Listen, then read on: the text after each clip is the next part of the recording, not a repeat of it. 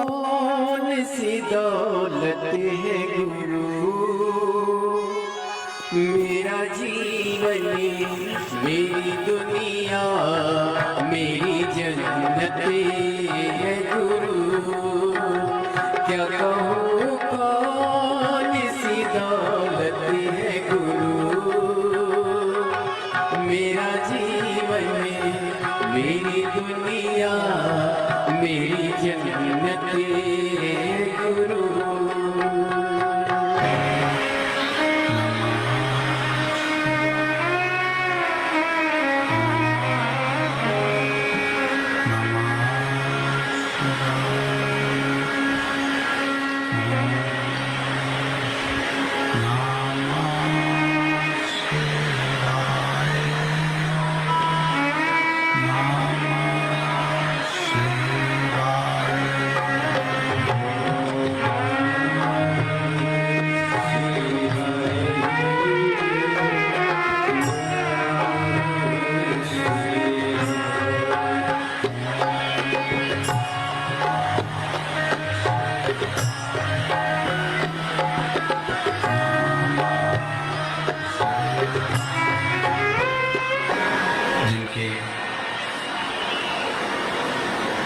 पुनित पावन पवित्र शिव महापुराण की कथा भगवान देवादिदेव महादेव की कृपा से, करुणा से, उनकी उदारता से पंडाल में जाने की भी हिम्मत उसी की हो सकती है जिसने अच्छा दमदारी से गौ माता का दूध पिया।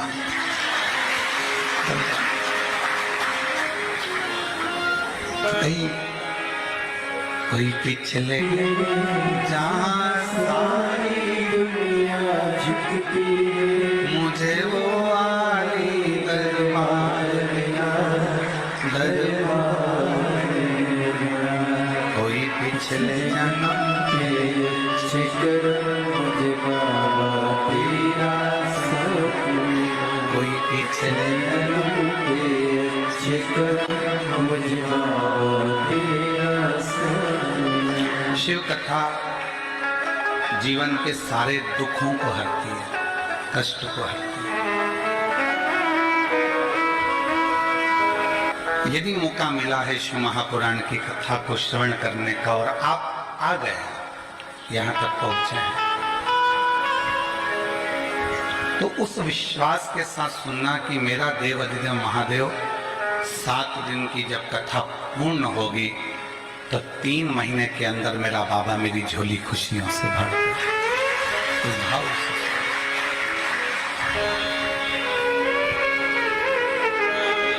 क्योंकि शिव महापुराण का सबसे बड़ा क्रम है आपका विश्वास।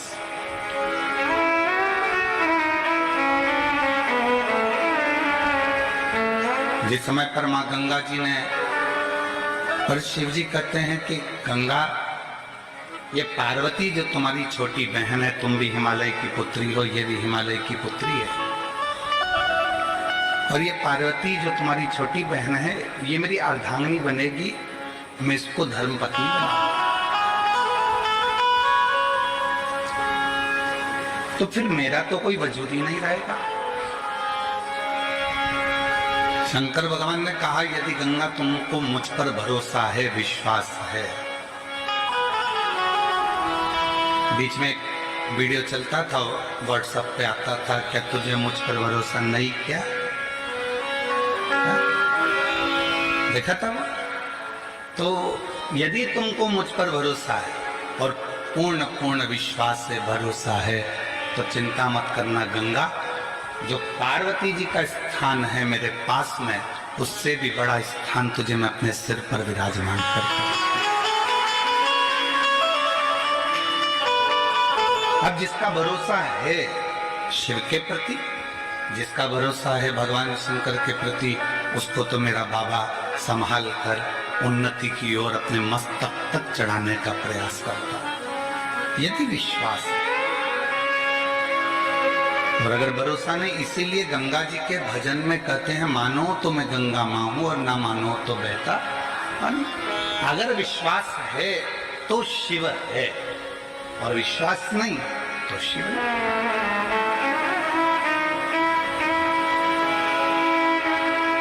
मेरे तुलसी बाबा जी ने तो शंकर भगवान को विश्वास ही कहा है कि आप विश्वास के साथ अगर शिव मंदिर में जा रहे हो, एक लोटा जल समर्पित कर रहे हो, शंकर भगवान को एक लोटा जल चढ़ा रहे हो, तो निश्चित है कि बाबा शिव आपकी मनोरथ, आपकी मनोकामना पूर्ण करेंगे। पर अगर भरोसा ही नहीं है तो फिर शिव कहाँ है?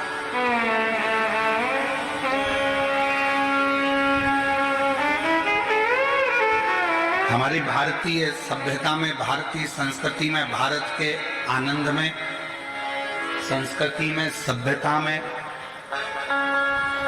भारतीय रीति रिवाज के अंतर्गत जितने भी संबंध है हमारे विश्वास के तो हैं, ये भरोसे के तो संबंध है।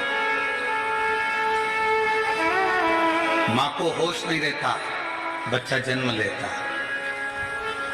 पिता बाहर रहता, बच्चा जन्म लेता है। घर का कोई व्यक्ति भीतर नहीं रहता जब बच्चा जन्म लेता है, और डॉक्टर सिस्टर आकर तुम्हारी गोदी में बच्चे को दे देती है और कह देती है तुम्हारी औलाद है और हम उसको औलाद मानते हैं। विश्वास, भरोसा, और वो भरोसा निभा तो जन्मों जन्मों तक मिलता चलेगा। ना लड़के को देखा न लड़की को देखा, कौन लड़का है कौन लड़की है, बस संबंध पक्का हुआ, और संबंध पक्का होकर विवाह हुआ, भरोसे के साथ हम उसके ऊपर आश्रित होकर चले। विश्वास। एक रक्षा सूत्र हाथ में बंधा और कह दिया ये तुम्हारी बहन है, तुम इसके भाई हो, और हमने एक रक्षा सूत्र पर विश्वास कर दिया।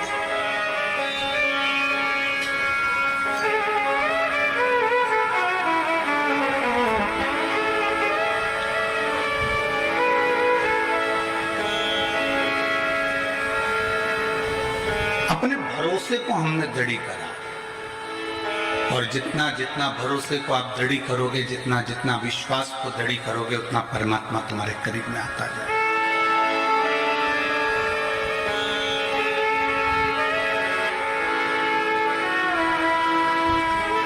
आप सभी को मालूम होगा,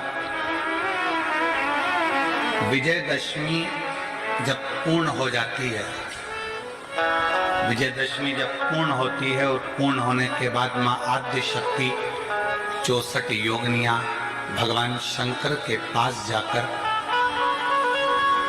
पंचरात्रि तक नृत्य करती है। ये नवरात्रि में अलग, ये गरबा अलग होता है जो विजयदशमी के बाद से प्रारंभ होता है।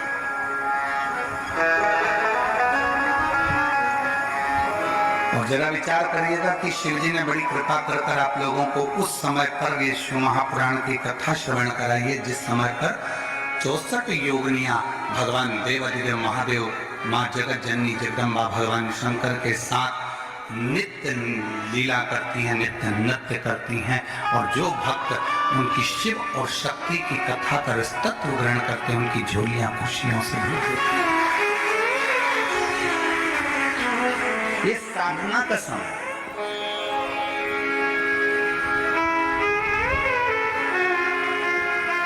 तुम्हारे पास में गाड़ी नहीं है, तुम्हें लोन से मिल जाएगी, जिसको चाहिए बता देना, कोई ना कोई बैंक से अपन बात करेंगे, लोन मिल जाएगा। आजकल तो बैंक आगे पीछे घूम रहे हैं, ले लो गाड़ी। अभी अभी दशहरा था, कितनी गाड़ी उठी, सब खुश हो रहे थे, सिर पे फेंटा बांध बांध के गाड़ी दी गई।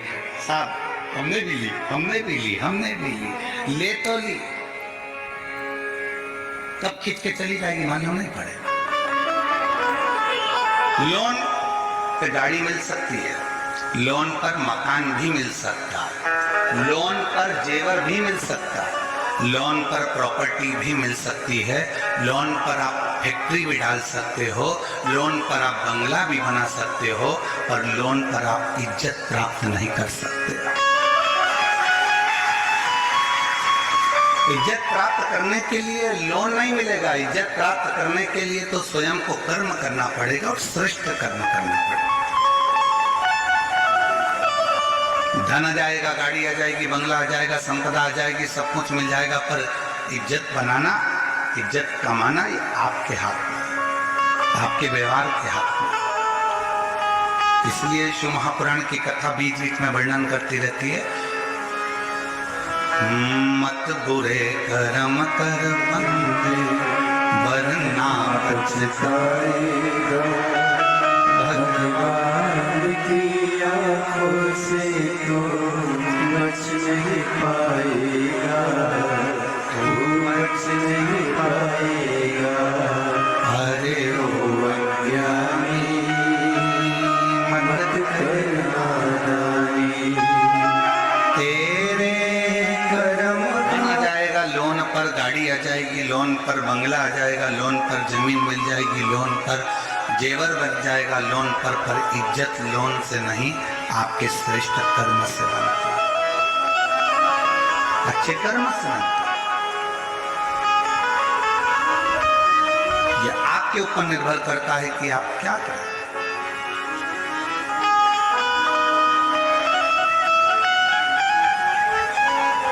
तो शिव नाम भगवान शंकर की यह पवित्र कथा विश्वास की कथा, आप जितने दिल से सुन सकते हो, पूरे डूब जाओ उसके अंदर, ठीक है।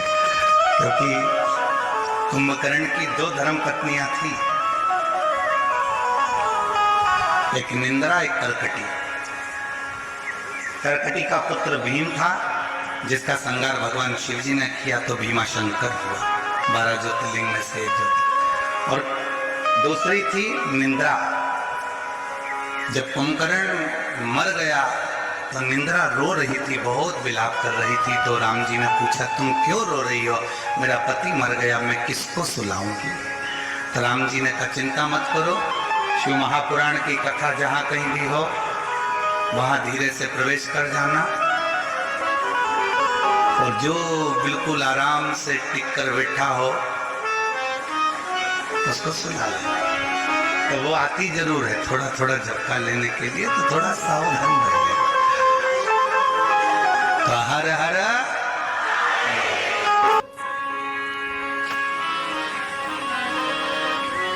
एक विश्वास शिव के प्रति भगवान शंकर के।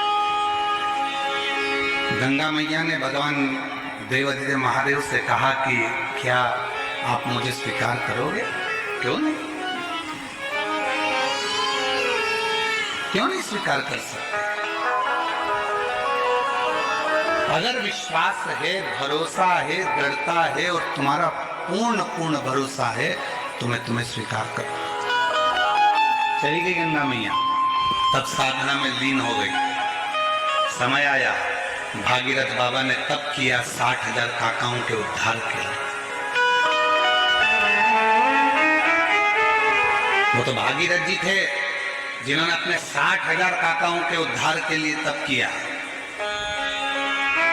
और गंगा जी को पृथ्वी पर लेकर आए। शिव महापुराण की कथा तो ये कहती है कि आप किसी का उद्धार नहीं कर पा रहे तो कम से कम इस आत्मा का कल्याण तो करो, अपने आप का तो उद्धार करो, कुछ अच्छा अपने लिए कर चलो। दुकान पर बैठकर जो तुमने कमाया, ऑफिस में बैठकर जो तुमने कमाया, उसका भोग तुम्हारी पत्नी भी करेगी, तुम्हारा परिवार भी करेगा, तुम्हारे बच्चे भी करेंगे, तुम्हारा कुटुंब भी करेगा, भाई भी करेगा, माता भी करेगी, पिता भी करेगा। दुकान पर बैठकर नौकरी में जो कमाया उसका भोग सब करेंगे, तनख्वाह के हकदार सब रहेंगे। पहले के समय में चलता था नौकरी, एक करे नो खाए, उसको कहते थे नौकरी। फिर आई चाकरी, एक करे 4 खाए, चाकरी। आज के जमाने में चलती है तनख्वाह। व्यक्ति उतना ही कमा पाता है जितना तनख्वाह लेता है, उससे ज्यादा मिल भी नहीं पाता।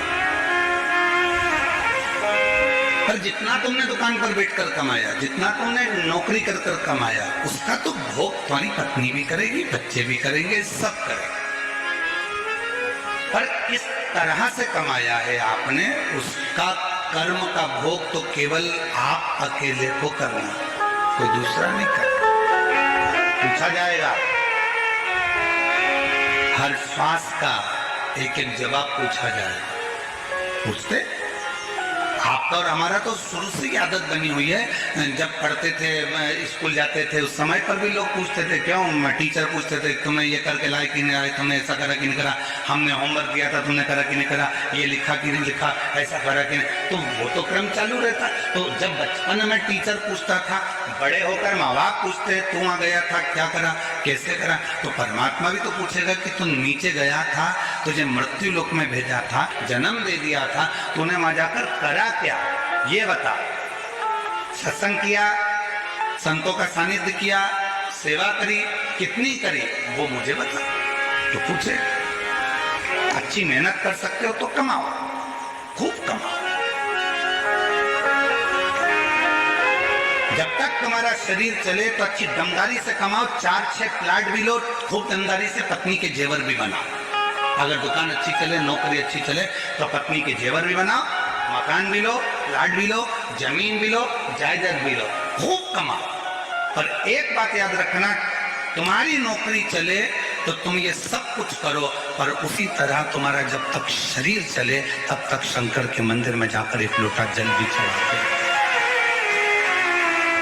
शरीर नहीं चलेगा, दूसरे जाएंगे, हाथ जोड़कर कहेंगे हमारी उनकी तबीयत खराब है, एक लोटा जल चढ़ाकर कहेंगे उनको ठीक कर देना।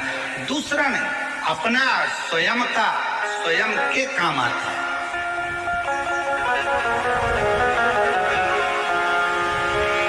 स्वयं का करो आप और हम स्वयं अगर भजन कर रहे हैं, कीर्तन कर रहे हैं, भक्ति कर रहे हैं, स्मरण कर रहे हैं, तो उसका फल अपने को मिलेगा। कई लोग अपने पूर्वजों के लिए कथा श्रवण कर रहे हैं, कई अपने पितरों के लिए कथा सुनते हैं, उसका फल उन्होंने सोच के बैठे कि हमारे पूर्वज हैं, हमारे पितर हैं, हमने फोटो रखा, हमने ये करा, तो वो कथा सुनेंगे, सुनेंगे। आपने निमंत्रण दिया उनको, आपने विचार करा कि मेरे गर्भस्थ संतान नहीं है, अगर मैं सुनूंगी हो सकता है बाबा मुझे संतान देगा। विश्वास, भरोसा, दृढ़। गंगा मैया ने कहा कि आप मुझे स्वीकार करो, क्यों नहीं करूंगा। भागीरथ बाबा 60,000 राख के ढेर बने हुए कपिल मुनि के आश्रम में जो परिवार के सदस्य थे, काका थे, उन सब के उद्धार के लिए गंगा जी को लेकर आ गए। और गंगा मैया ने कहा कि मैं कहाँ रहूंगी, कौन मुझे धारण करेगा। तो मस्तक पर भगवान देवाधिदेव महादेव से प्रार्थना करी, तब शिव जी ने अपने मस्तक पर धारण करा। मस्तक। अब लोगों ने कहा क्या भगवान शंकर के मस्तक पर पूरी जटा के अंदर क्या गंगा जी आकर बैठ गई। शिव महापुराण की कथा कहती है कि पूरी जटा के अंदर गंगा नहीं है, केवल उस जटा में एक भगवान शंकर का केश ऐसा है जिसपे गंगा जी को लपेटा गया है। पूरी जटा के अंदर गंगा नहीं, एक केश।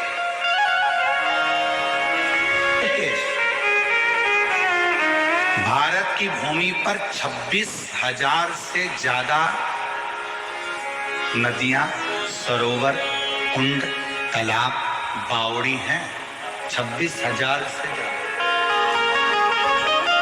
और 26,000 नदियां, तालाब, बावड़ी, कुंड, सरोवर, ये सब शिव जी की जटा में ही विराजमान है, भगवान शंकर की जटा में।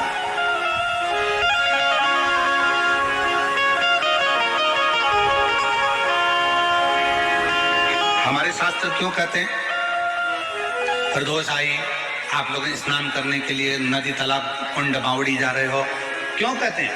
हम कहते हैं गोदावरी नहाने के लिए जा रहे हैं, कृष्णा नदी नहाने के लिए जाते हैं। हम अच्छा कर्म करें तो परमात्मा के करीब में। जब हम किसी पवित्र नदी में स्नान कर रहे हैं, परमात्मा के करीब में। जब हम किसी पवित्र नदी के तट पर, कुंड के तट पर, बावड़ी के तट पर जा रहे हैं, परमात्मा के करीब में, भगवान के नजदीक, भगवान के पास।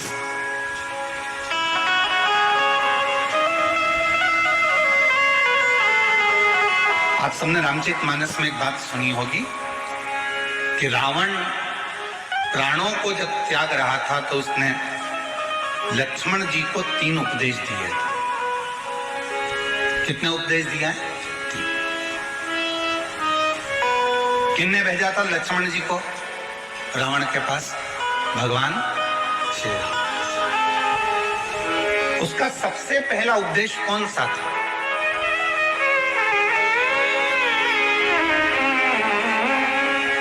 रावण ने मरने से पहले 3 बातें बोली लक्ष्मण जी के कानों में।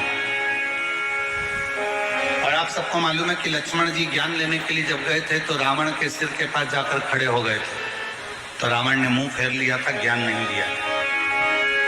लक्ष्मण जी वापिस आ गए थे राम जी के पास में कि ऐसा रावण है, लोग कहते इतना विद्वान है, मैं उसके पास गया तो उसने मुंह फेर लिया। भगवान राम जी ने कहा ज्ञान लेते समय सिर पे जाके बैठते हैं कि चरणों में बैठते हैं? तो कहा गया था? तो कि सिर के पास, चरणों में जाकर बैठ। रावण पड़ा है मृत्यु सैया पर जमीन पर, लक्ष्मण जी उसके चरणों में जाकर बैठ गए तो रावण ने हाथ का इशारा कर कर बुलाया मेरे करीब। 3 उपदेश रावण ने मृत्यु की सैया पर मरने से पहले लक्ष्मण जी के कानों। श्री शिवाय नमस्तुभ्यं, श्री शिवाय नमस्तुभ्यं, श्री शिवाय नमस्तुभ्यं। श्री इस वीडियो को देखने वाले वीडियो को लाइक, सब्सक्राइब, कमेंट करना